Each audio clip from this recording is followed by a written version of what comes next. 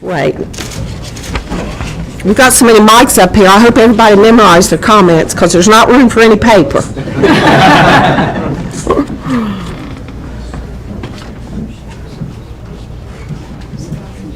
Okay, well, let's go ahead and get going. Let me thank all of you for being here today, certainly to talk about something very, very important to our state and to our economy, and I just want to welcome you here today. Just so you know, I have the privilege of serving as the executive director of the Palmetto Agribusiness Council, and that's a statewide organization that represents, we think, the largest industry in South Carolina: agriculture, timber, and forestry. And my name is Kathy Novinger, and I'm speaking today on behalf of Palmetto Agribusiness Council. We are a $34 billion economic impact governor to the state of South Carolina, and we represent 200,000 jobs. We are a bipartisan group. We have members who are Democrats, who are Republicans, and we certainly get engaged in nonpartisan issues. It is no secret, I guess all of us know, that South Carolina surely indeed is a very small state.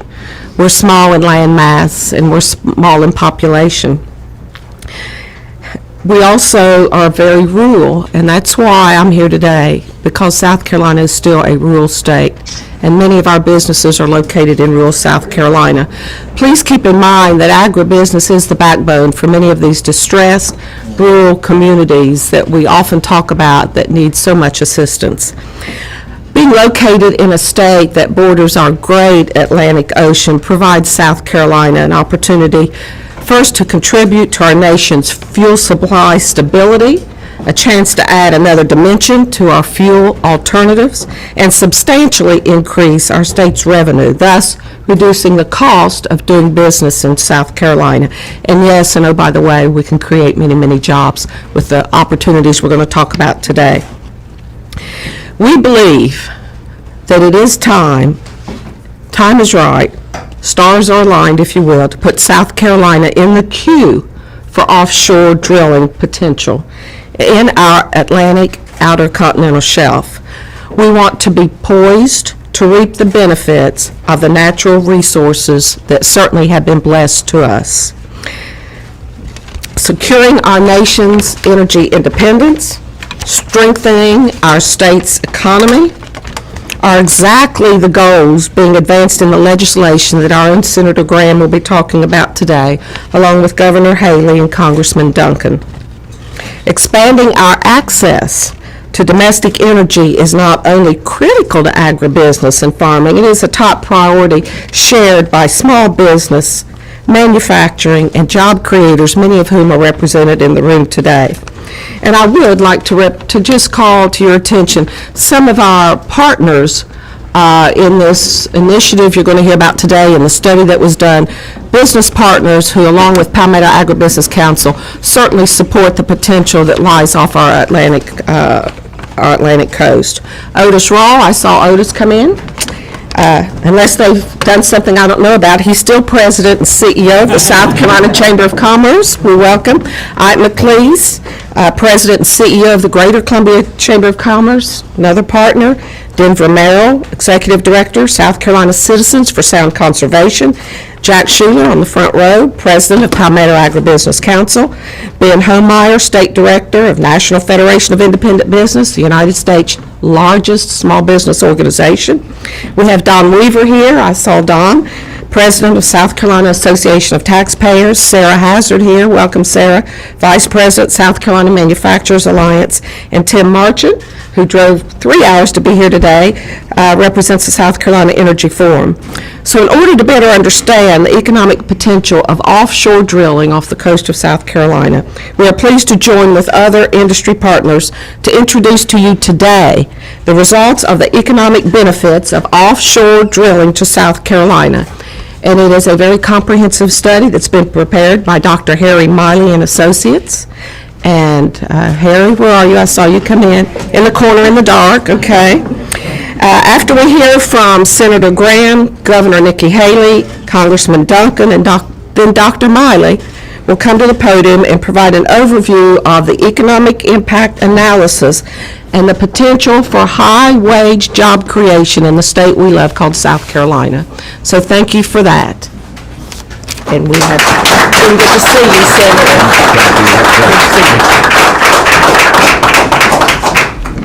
Well, can you see me? I haven't grown in office that much. I just can't thank the South Carolina Energy Forum enough for spearheading this, and to all the business associations who've come out to get behind this proposal. It means a lot to all of us. We got the best job creating governor in the country here with us, and we've got the go-to guy on energy in the House of Representatives, Jeff Duncan, and I'm glad to partner up with our governor and Congressman Duncan. Contrary to what President Obama recently said, the private sector is not doing fine. We need jobs in South Carolina and this country desperately. We also need to become energy independent. I travel throughout the world in my job as a United States Senator, and I would love to go to the Mideast and Venezuela and other places one day and say, we'd like to do business with you, but we don't need your oil. And the way to break our dependence on foreign oil and send $400 billion a year overseas to people who hate our guts is to find more oil and gas here at home in an environmentally sound way. South Carolina is really on the move. Boeing is one of the greatest gets of any state in terms of economic development. What the governor is trying to do to bring in high-tech manufacturing and the businesses of the 21st century to our state is very impressive. Jeff and I are trying to free up the private sector. The biggest impediment to creating jobs here in America, quite frankly, is federal government policy. Policies coming out of the EPA and the NLRB that makes it very hard for people to create jobs in our country.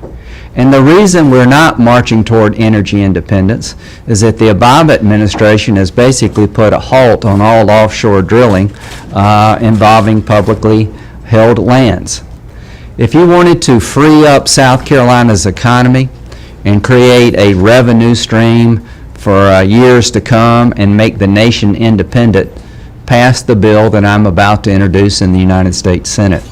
Off the coast of South Carolina, we have oil and gas deposits, according to the surveys, that would allow this nation to become more energy independent, that would create more jobs in South Carolina than Boeing and BMW combined, and would, because of the nature of the legislation, create a revenue stream for the state of South Carolina.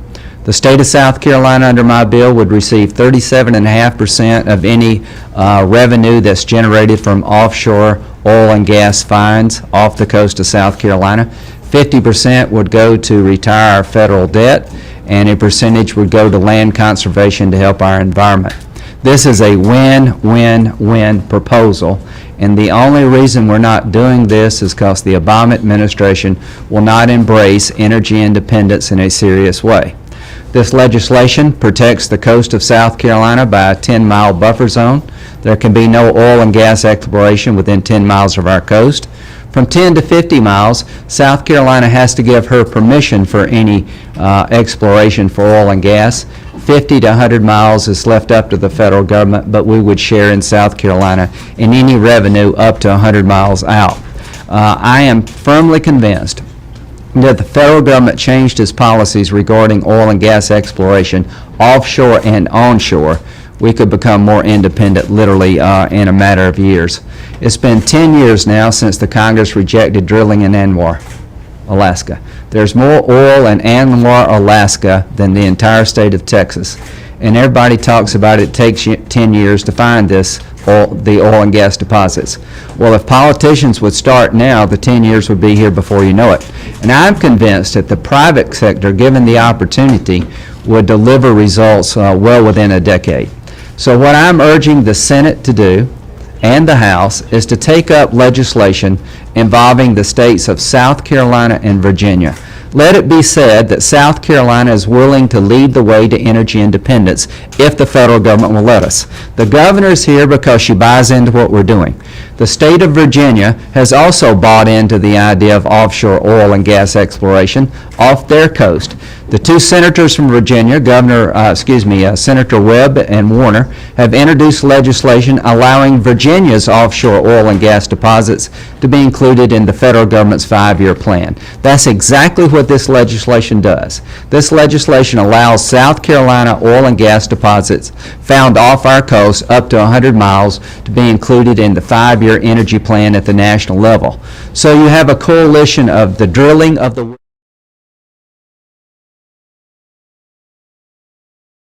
pipeline being built to buy oil from our friends in Canada makes no sense. Well, if they would change that decision, you would have 1 million barrels of oil a day coming from a friend, not a foe.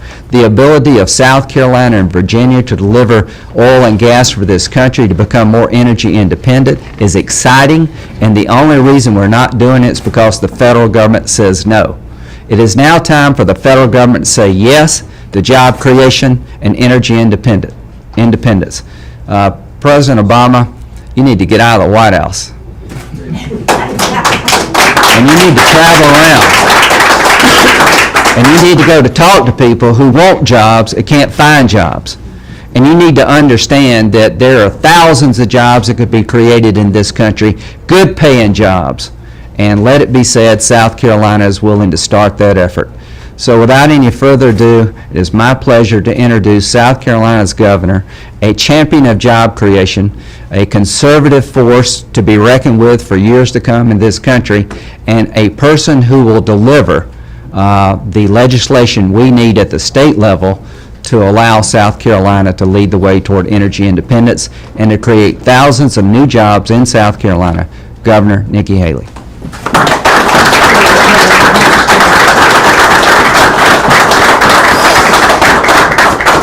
Thank you very much. I have to say we have the best federal delegation in the country. I am convinced. And what I will tell you is I am probably Senator Graham's worst nightmare because I call him nonstop and say, where are we, where are we, what are we doing, what are we doing? But he has been an amazing partner with the companies that we've had come in. Whenever they hit problems within the federal government, Lindsey's the first person I call. And he gets it done. And so he's an amazing partner. The entire delegation gets the fact that we are bringing jobs. Let me tell you what I'm excited about. I have to celebrate our state because we are the new IT state. We build planes, we build cars. In the last year and a half, we became the largest tire producing state in the country. And that says a lot about South Carolina. We build more four-wheelers in South Carolina than any place in the world. And we will make history when you look at the London Olympics and the wrap around the stadium that has the athletes on it was made by people in Lancaster, South Carolina. That's what we're doing. So everywhere people turn, they're hearing about South Carolina. What I'm excited about is, while Kathy, we may be a small state and we may be a rural state, we are a state that has a lot of passion. We are not waiting on the federal government. I think we showed that with the NLRB when they tried to stop us with Boeing. It was a beautiful sight a few weeks ago when that plane came out and said, made with pride in South Carolina, followed by 6,000 non-union employees. It says a lot about the fact that the president or the government in Washington can stop us, but I wear heels, they're high and they're sharp for a reason. We will fight, and we will fight the whole step of the way. So while I'll tell you, offshore drilling is where we need to be. And I applaud Lindsey, I applaud Jeff, because we don't want to wait until other states do it. We will be one of the first states to do it. I am going to partner with Governor McDonald. We are both willing to testify before the House and the Senate, and we're willing to do anything we can to get it done. And this is why. We have relied on the federal government for too long. South Carolina is no longer going to be a part of that. We are going to make our own pathway. This will bring us jobs that are not just high-paying jobs. This will be jobs that will spur out, that will bring so many more jobs. And think about how that will help us from the infrastructure standpoint. Think about how that will help us from a tax relief standpoint. Think about how that will help us from an unemployment standpoint. Now, I know we have protesters out there, and God bless them, my husband puts on a uniform every day just so that they can be able to do that, and their concerns are valid. But it doesn't have to be one or the other. We can actually have both. The way Senator Graham has this lined up and the way Representative Duncan is going to sell this is that we are going to take care of both. We're not compromising tourism to do this. We're not compromising the ability to move forward to do this. We're doing both. We're being innovative, we're being creative, and we're saying we're not going to be the last state to do this. We're going to be one of the first states to do this. So what I will ask all of you is we have great courage from our federal delegation and from Senator Graham to say, yes, we can. We've got massive support from Representative Duncan saying, yes, I will help you do it. We have a legislature that I know will be positive in wanting to go forward, and you've got a governor that's going to call Senator Graham every day and say, where are we at? Where are we at? Have we gotten this done yet?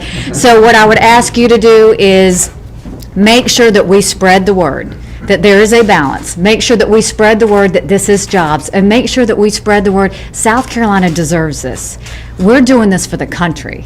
South Carolina's doing this for the country. That's what this means. It's so much bigger than our state. And when we do this, we are already shining. But not only will we be a leader, it will show that you've got a federal delegation that gets it.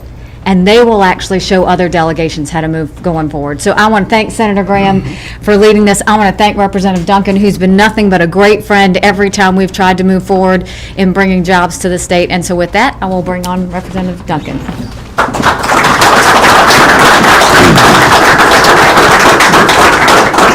I thank Governor Haley and I thank Senator Graham for their words. Kathy, thanks for doing this, because there is no national security without energy security. Let me say it again. There is no national security without energy security. That's how important this is. You know, I'm for an all-the-above energy plan. I introduced a more comprehensive plan than this that deals with everything in America with regard to energy, called the Expand Act. It opens up the complete Outer Continental Shelf. It expands nuclear power, expedites permitting process so we can have good 24/7 baseload power supply here in this country. I believe that we have to have an all-the-above energy policy. But short of that, South Carolina has taken a leadership role here, thanks to Senator Graham, and I will introduce a companion legislation on the House side that will open up and include South Carolina in the next 5-year plan to allow the Outer Continental Shelf off our coast to produce resources. And those resources will produce jobs. And what do I mean by that? If you look at North Dakota, I believe North Dakota could be the microcosm of what we could be as a nation and definitely as a state of South Carolina. 3% unemployment or less. It's an energy-driven economy, and it's happening not on federal land, not because of the federal government or any policies of the Obama administration. It's happening because the oil and natural gas resources are on state or private lands. South Carolina is stepping up to the plate and saying, on our Outer Continental Shelf, we would love to see the ability to harvest our resources so that we too can have an energy-driven economy that will provide royalties back to South Carolina. Those royalties could, let's think innovatively. The governor and the legislature could direct those royalties to our infrastructure, our roads and bridges. And once we get the best infrastructure in the nation, they could direct those royalties to public education or whatever the South Carolina voters determine are their priorities for South Carolina. 35% royalties coming back to the state is tremendous. But then I think the Miley report definitely shows the trickle-down economies of an oil and natural gas industry off our coast. It's not the guys going out to the rigs. They're good-paying jobs. I've been to the rigs out in the Gulf of Mexico. I would invite the president to get out of the White House and get off the golf course and get on a rig out in the Gulf of Mexico and understand oil and natural gas industry. Go to a fracking field, understand oil and natural gas industry before he makes bad policy. To kill the Keystone Pipeline, go to a refinery and see the jobs that they would create. Go to the pipe factory and see the jobs that would create. In South Carolina, drilling off our coast provides not only the oil and natural gas guys that are working on the rigs, but think about the pipe fitters and welders and offshore industry, servicing industry that goes out and provides the drilling mud and everything else that trickles down and puts South Carolinians to work. Over 5,000 jobs, I think that's a low number when you think about the trickle-down economy. This is the right legislation for the right state, for South Carolina. I was happy to support Rob Whitman as we passed a very similar piece of legislation out of the Committee on Natural Resources to the floor of the United States House of Representatives, out of the House of Representatives and over to the abyss known as the United States Senate. Under Harry Reid's leadership, energy bills, and we've passed no less than 7 energy bills that would put Americans to work and solve our energy crisis and he's put them in file 13. I swear he has a drawer with file 13 on it because they have yet to see the light of the floor of the United States Senate.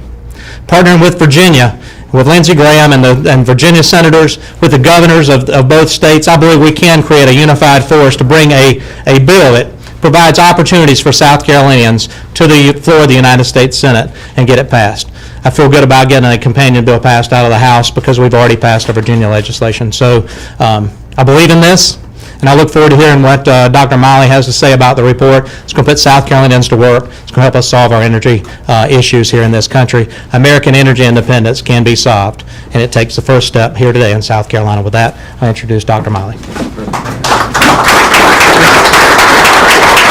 Thank you. You've all heard of last but not least. I think this is last and least, but I'll proceed. I'm Harry Miley, president of Miley & Associates. We were asked by, whoops. I got it. I know, there isn't enough room up there. We were asked by... We got another mic up here? Yeah, maybe another podium. We were asked by the Palmetto Agribusiness Council, the South Carolina Citizens for Sound Conservation, and the South Carolina Energy Forum to estimate what the impacts of this legislation would be. We did, the analysis was based on a lot of heavy lifting done by a national firm, Wood Mackenzie. They estimated nationally what this impact would be, and it's over almost $1 billion in royalties, about 1.4 million jobs. And so what we want to know in South Carolina was that's great for the nation, but what does it mean for South Carolina? So we took their estimates based on their estimates of production levels on our coast and estimated what that would do for our South Carolina economy. And as you can see, I don't know whether you can see this chart over here. I didn't memorize all the numbers, but it's about 7,500 jobs in South Carolina with about, almost $300 million in income. That would generate on an annual basis about $25 million in sales and income taxes in South Carolina alone. It also would generate about $67 million of royalties for South Carolina. So that's almost $90 million a year forever. And then actually most people think Wood Mackenzie's estimates are relatively conservative, so they might actually be higher than that. Tremendous impacts, and as Representative Duncan mentioned, the impacts are widespread. It's not just on the oiling drills, it's also inland with truck drivers, real estate agents, employment services, architectural services. It spreads across our economy and has a tremendous impact, not only on the coast, as what you might expect would be on the coastline, but also throughout the state's economy. We also think, and this is not a definite, it may not definitely happen, but West Virginia saw this happen. They had West Virginia saw a natural gas processing plant locate there in the last 6 months. It's a $500 million facility, would generate in South Carolina millions of dollars in property taxes and another 5,000 jobs in construction. It would take several years to build. So the impact of just one of those, and of course that might not happen in South Carolina, but it could happen several times or even more so.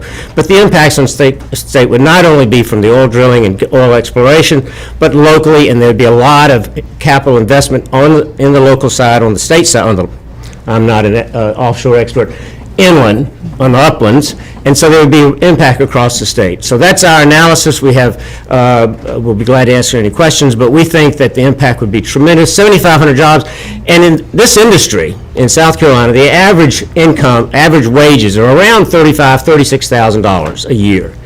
This industry, while it's not very well represented in South Carolina today, nationally it pays about $35 an hour. Okay, and about $50,000 a year. And so we estimate that these are jobs that would pay about 30% above the state average in terms of our wages in the state, which would help us increase our per capita income, our standard of living, and achieve most of those goals that we're all trying to do in economic development. With that, I will conclude and turn it back over to Senator Lindsey. The Iranians are against this, by the way. Okay, y'all are ordinary. Any questions? I have a question, yes. You mentioned part of this, especially the opt-in plan, has to do with the receptive legislature. Governor, you've mentioned many times that good policies might have been hamstrung by political bickering in the legislature. How do you see this playing out as far as making decisions that are in the long term the best for the state? You know, I know that we have. Come up here, sir. We have a legislature that is pro-jobs. We have a legislature that believes in taking South Carolina to the next level. They have supported me on every front in doing that, and I know that once we educate everybody, once we do this, there is a will in the legislature to see that happen. That's my job. Whereas the senator has to go convince the Senate and the congressman has to go convince Congress, I've got to go convince my legislature. But I do not have any doubts. We have a good legislature that is pro-business, that understands what this will mean to the people of South Carolina, and I think we'll respond accordingly. And if I could just add, if Governor Romney becomes President Romney, this will happen. That's right. If we can get the majority back in the United States Senate in Republicans' hands, this will happen. So does it matter who's president? Does it matter who runs the Senate? I can assure you it does. And my goal is to make sure that this opportunity for South Carolina to lead the way on energy independence, this is two wins. Our economy needs jobs desperately. All over America, people are looking for work, and we're talking about jobs that pay very well that will never go to China. These are jobs that are going to stay here at home because this is energy owned by us here at home. And if our national security interest does not cry out for energy independence now, when will it? Look at how much money we send overseas to people who hate our guts. What would the world be like if the Ayatollahs in Iran had no oil revenue? What would Chavez be like in Venezuela without the power of oil money? He'd be what he really is, a too-big dictator, but he wouldn't have the resources to influence his region, and Iran would not have the resources they have to put the whole world potentially in darkness. So the real reason this thing is stopped, this idea of energy independence and offshore oil and gas explorations, is because the policies of the Obama administration.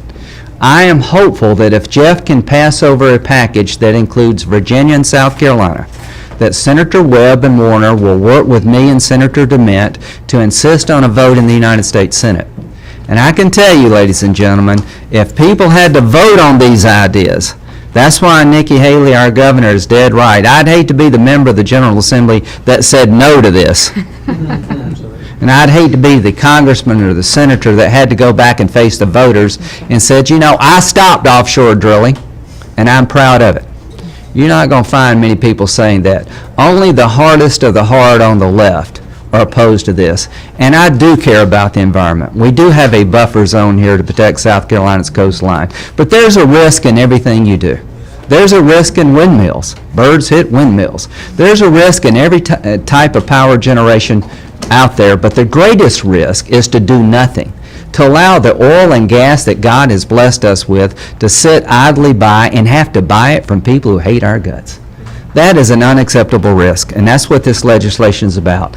Bringing about energy independence and job creation in South Carolina now.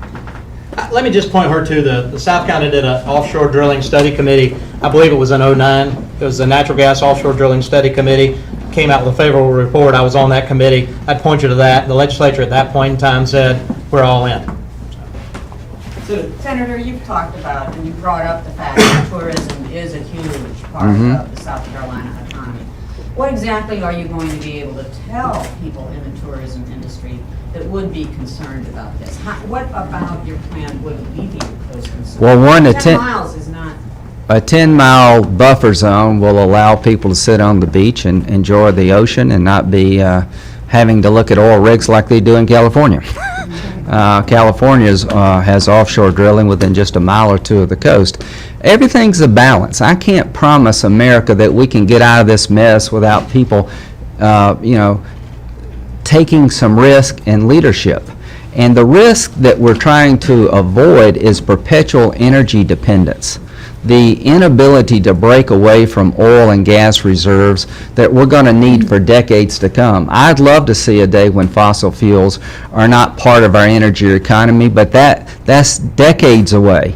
And as Jeff said, all of the above. Count me in for alternative energy. We're making, GE makes all the turbines for their windmill fleet in Greenville, South Carolina.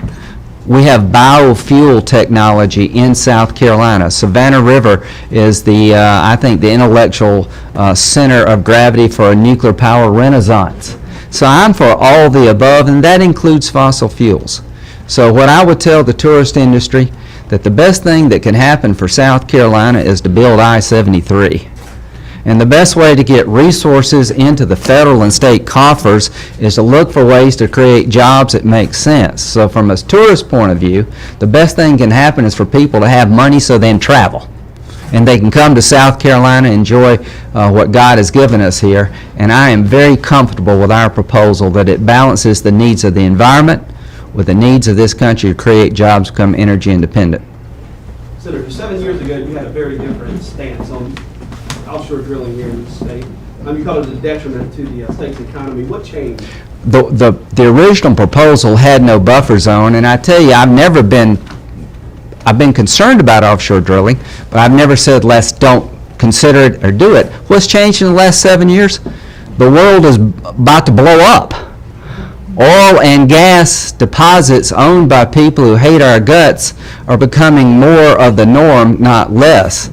And I am now convinced that the way to move forward as a nation is to do all the above, including offshore drilling, only if my state agrees to it. Here's the key. I'm not asking from the federal level for South Carolina to bend to my will. I'm asking my federal government colleagues to allow my governor, my legislators, my business community to make a decision that would be good for them and the country as a whole. So this ability to opt in protects our state. I'm not imposing from Washington on the state of South Carolina. I'm trying to unleash what I think is a great opportunity to become energy independent and give people at the state level a say. The thing about the Obama administration I think frustrates so many of us is that he really does believe that we're just one government worker short of a recovery. And he really does believe that nobody in America can take care of America except federal government bureaucrats. We believe that the people of America should have a voice, and this bill gives them a voice. Senator, I have a question. I'm confused.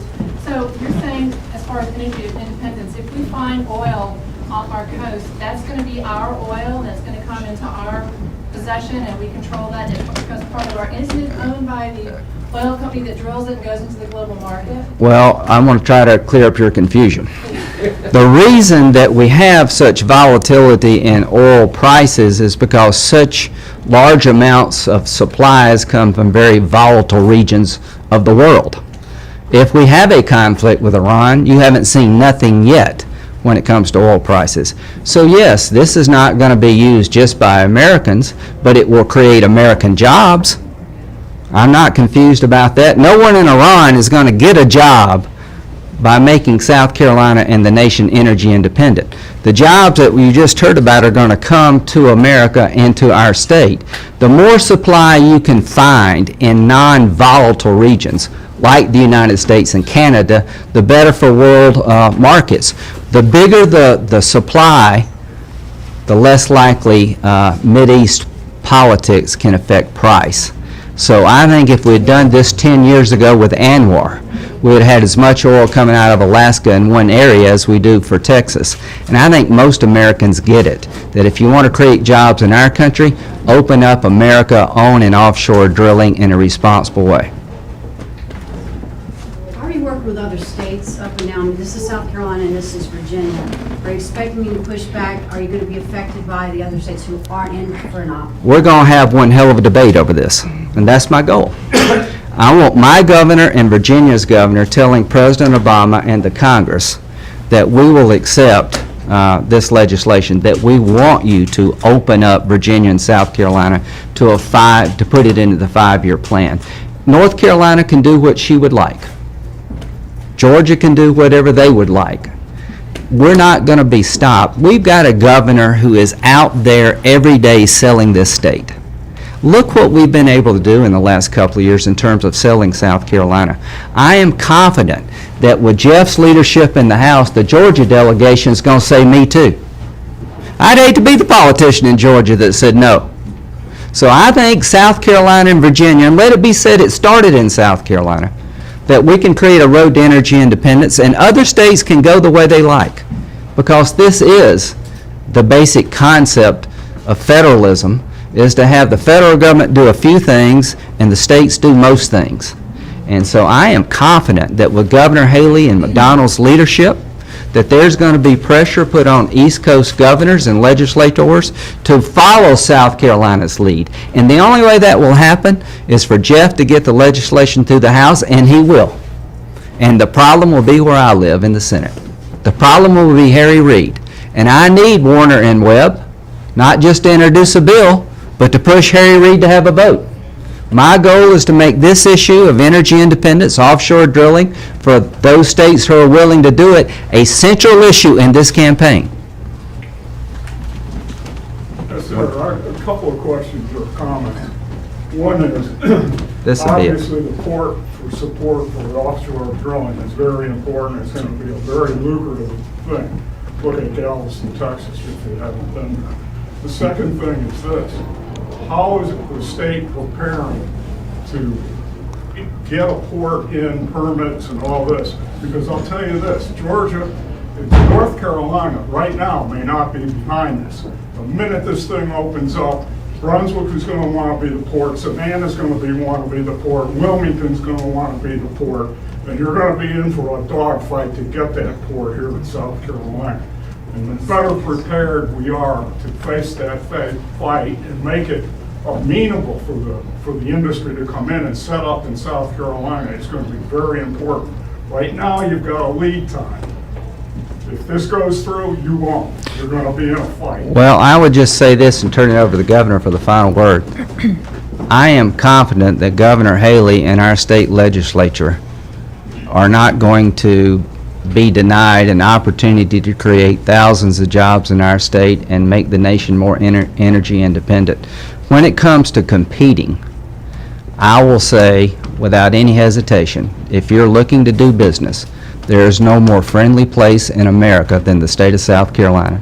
If you're looking for an advocate to make sure that she has your back, just ask Boeing. This governor, this legislature will fight for jobs in South Carolina, and let it be said that we're leading the way. What Jeff is trying to do is to get South Carolina and Virginia legislation out of the House so I can bring it up to the Senate. And the ripple effect will be other states are going to have to make a decision. Do you want to go to the way of South Carolina, which leads to energy independence or job creation, or do you want to stay with the status quo, which means America will be perpetually dependent on oil from people who hate our guts? But the last word we'll give to Governor Haley. You know, I think I don't have a lot of patience. I say this with all due respect. I don't have a lot of patience for why we can't do things. We can do anything we want to do. I am very confident in our ports. You give me a competition, there's no competition South Carolina won't win, and we've proven that in the last year and a half. Our ports will be great, not just Charleston. Georgetown, Jasper, all of our ports will be great. And we will compete, just like we have competed for the tire sector and the pharmaceutical sector and the car sector and the airplane building that we're doing. And we will win. But we're going to win because we're better than everybody else. And we're going to continue to be better than everybody else. So one thing you should know is Senator Graham and I are both working on two things. One is to make sure that we change the harbor policy so that it doesn't take the Corps 10 years to study a dredging, but that we can do it in less than 3, because we need to do that for the Panama Canal's widening. The second thing we're working on is the Harbor Trust Fund that they have right now. That money needs to go to dredging. And so we are actually working with senators on both sides of the aisle. We've worked with President Obama and Vice President Biden, as well as other governors, to make sure that money goes to the dredging, which is where it needs to go. And you saw that I, in my executive budget and the legislature, put money into a ports fund to make sure we're doing that. So we're covering all of our bases. From that standpoint, I can give you great confidence we will get our ports and we will win.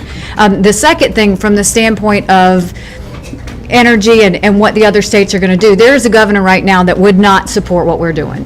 And she's in North Carolina, and she's not running again.